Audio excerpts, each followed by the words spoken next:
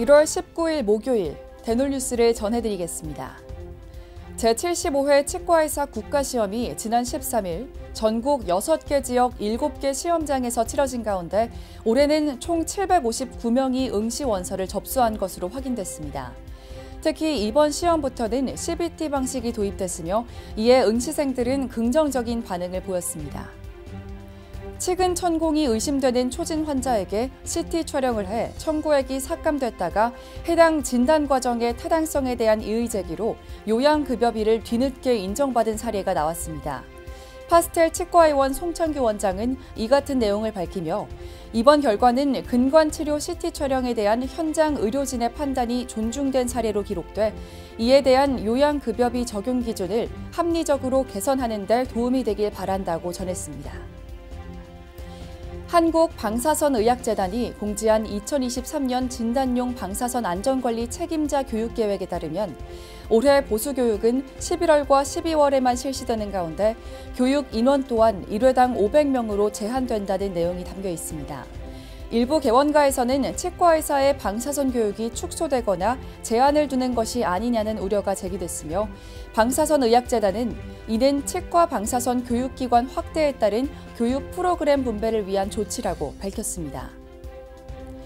경기도 치과의사회 제35대 회장단 선거가 오는 2월 8일 시행됩니다. 선거인 명부는 지난해 경기지부 홈페이지 회원 전용 공지사항에 공개됐으며 투표 방법은 온라인과 우편으로 진행될 예정입니다. 서울시 치과의사회가 지난 12일 치과신문 지령 1000호 발간 기념식을 가졌습니다. 서울지부 김민겸 회장은 치과신문이 지령 1000호를 맞기까지 애써주신 모든 분들에게 감사드린다고 전했습니다. 정부의 강압적 현지 실사로부터 의료인의 권익을 보호하기 위한 법안이 국회에서 발의됐습니다. 더불어민주당 김민석 의원은 이 같은 내용의 국민건강보험법 일부 개정 법률안을 대표 발의했습니다. 광주시 치과의사회와 대구시 치과의사회가 사랑의 연탐 나눔 봉사로 화합과 우위를 다졌습니다. 양측은 지난 2018년 영호남 친선 달빛동맹 협약을 맺고 주기적인 교류 행사를 이어오고 있습니다. 충남 예산군 보건소가 어르신들의 구강 건강을 위해 경로당 구강 보건 교육을 실시해 눈길을 끌었습니다. 이번 구강 보건 교육에서 군 보건소는 어르신들에게 올바른 칫솔질 방법과 입체조 운동 등을 설명했습니다. 오스템 올소돈틱스가 해외 교정 세미나를 확대 추진한다고 밝혔습니다. 오스템 올소돈틱스는 지난해 12월 스마일존 치과 오창호 원장을 초청해 튀르키예 교정 세미나를 성황리에 개최한 바 있습니다. 대한치과위생사협회 대전 충남회가 지난 14일 제41차 정기총회를 열었습니다. 이번 총회에서는 대의원 25명 중 23명이 참석한 가운데 2022년도 사업 추진 현황과 사업 보고, 2023년도 사업 계획 등을 검토했습니다. 지난 15일 종로학원이 발표한 2023학년도 전문대 정시 모집 현황에 따르면 서울권 9개 전문대의 정시 평균 경쟁률은 10대 2로 전년보다 소폭 상승한 것으로 나타났습니다.